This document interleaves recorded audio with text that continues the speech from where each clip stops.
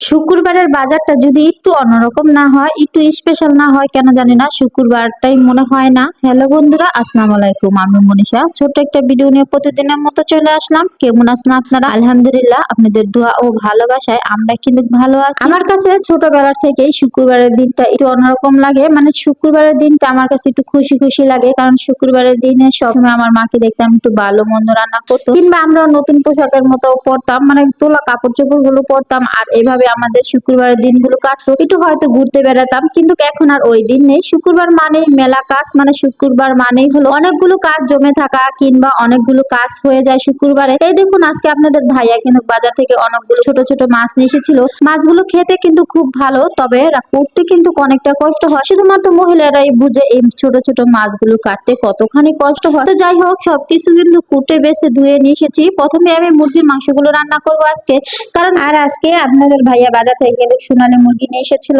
তো এখানে আমি দুইটা মুরগি পুরো রান্না করি নাই, যেহেতু বাসায় একটু মেহমান ছিল, 2-3 জন, তাদের জন্য শুধু রান্না করব আর ছোট মাছ রান্না করব। যার কারণে এখানে আমি মুরগির হাত পা কলিজা গিলা একটা মুরগির পিসের অংশটা রেখে দিয়েছিলাম। আর একদিন বাচ্চাদের একটু রান্না করে দেবো ভাবতেছিলাম, কারণ এইগুলো খাওয়া হবে না। আবার বিকেল বেলা আমরা বাইরে চলে যাব, মানে শুধুমাত্র দুপুরের জন্য এই খাবারগুলো ছিল। আর সাথে তো ডাল থাকছেই, ওই চুলায় কিন্তু আমি ডালও বসিয়ে দিয়েছি। তো মাংসটা কিন্তু ভালোভাবে কষিয়ে নিয়েছি। তবে এই মুরগি দিয়ে আমার কাছে পেঁপে দিয়ে রান্না করে খেতে খুব ভালো লাগে। আমি মাঝে মাঝে এই মুরগি দিয়ে পেঁপে গুলো রান্না করে খাই। আর এদিকে কিন্তু ডালটাও বসিয়ে দিয়েছি। আর এইদিকে বলতে বলতে কিন্তু আলহামদুলিল্লাহ মাশাআল্লাহ আমার রান্নাটা কিন্তু খুব সুন্দরভাবে কমপ্লিট হয়ে গেছে। আমি একটু রসালো রসালো রান্না করব, মানে একটু মাখা চাকা রান্না করব, মাছগুলো মাখা চাকা রান্না করব। এইভাবেই কিন্তু আমার মুরগি রান্নাটা কমপ্লিট হয়ে গেছে। তারপরে এই তো ডেলে নিলাম। আর এইভাবে একটু ঝোল ঝোল রান্না করে খেতে এই মুরগিটা আমার কাছে খুব ভালো লাগে। এই মুরগিটা আমার কাছে সচরাচর ভুনা ভালো লাগে না, আমি একটু ঝোল ঝোল মাখা চাকা করে রান্না করতে পছন্দ করি। আর তারপর যেহেতু রান্না হয়ে গেছে, তারপর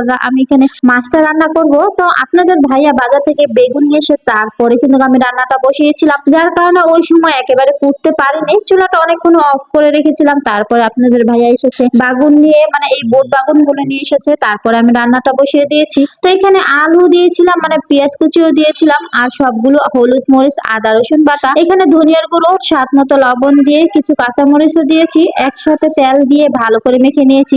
হাতে এইভাবে চেটকিয়ে রান্নাটা করলে খুব ভালো লাগে।